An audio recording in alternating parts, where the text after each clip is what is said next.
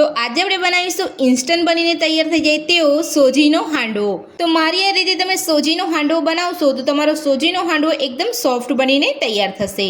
તો ચલો આપણે સોજીનો હાંડવો બનાવવાનું શરૂ કરીએ। તો સોજીનો હાંડવો બનાવવા માટે સૌથી પહેલાં આપણે એક બાઉલ સોજી લઈશું। તો આપણે અહીંયા સોજી લઈ લીધો છે। તો હવે આપણે સોજીની અંદર 1.5 વાટકી જેટલું મીડિયમ ખાટું દહીં ઉમેરીશું।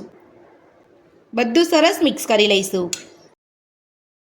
તો આ રીતે તમારે દહીં ઉમેરીને બધું સરસ મિક્સ કરી લેવાનું છે। તમારે અહીંયા પાણીનો ઉપયોગ નથી કરવાનો।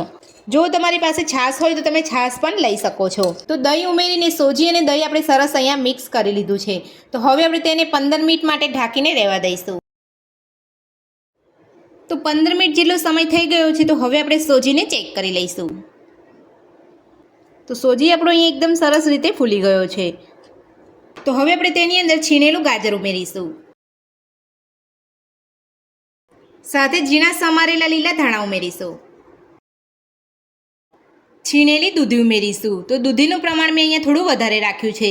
તમને અહીંયા ઓછી ફાવતી હોય તો તમે ઓછું પણ લઈ શકો છો। તો આપણે દૂધી અહીંયા ડાયરેક્ટ છીણીને જ ઉમેરીએ છીએ, આપણે અહીંયા પાણી નથી કાઢ્યું। તો આ રીતે વધારે દૂધી ઉમેરવાથી આપણો હાંડવો એકદમ સોફ્ટ બનીને તૈયાર થશે અને ખાવામાં પણ એકદમ ટેસ્ટી લાગશે। 1 ચમચી આદુ લસણ મરચાંની પેસ્ટ ઉમેરીશું। હાથની મદદથી બધું સરસ મિક્સ કરી લઈશું। ત્યારબાદ બીજા બાકીના મસાલા ઉમેરીશું। તો દૂધીમાંથી પાણી છૂટતું હોય છે એટલે અહીંયા જરૂર લાગે તો જ તમારે અહીંયા પાણી ઉમેરવાનું છે। તો બધું જ આપણે અહીંયા સરસ મિક્સ કરી લીધું છે। તો હવે આપણે બાકીના મસાલા ઉમેરીશું। તો સૌથી પહેલાં આપણે ખીરાની અંદર નાની અડધી ચમચી જેટલો હળદર પાવડર ઉમેરીશું। ત્યારબાદ નાની અડધી ચમચી જેટલું તીખું મરચું ઉમેરીશું। 1 ચમચી ધાણા જીરું પાવડર ઉમેરીશું।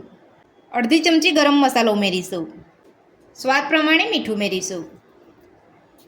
2 ચમચી ગોળ ઉમેરીશું।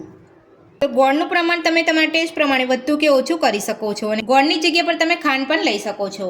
2 થી 3 ચમચી જેટલા સિંગદાણાનો ભૂકો ઉમેરીશું। તો બધા જ મસાલા આપણે અહીંયા એડ કરી દીધા છે। તો હવે આપણે મિક્સ કરી લઈશું।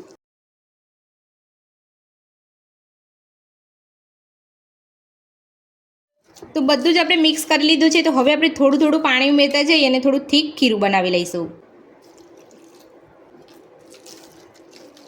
તો તમારે અહીંયા પહેલેથી પાણી નથી ઉમેરી દેવાનું। આ રીતે તમારે બધા મસાલા ઉમેરીને ત્યારબાદ જ તમારે અહીંયા પાણી ઉમેરવાનું છે।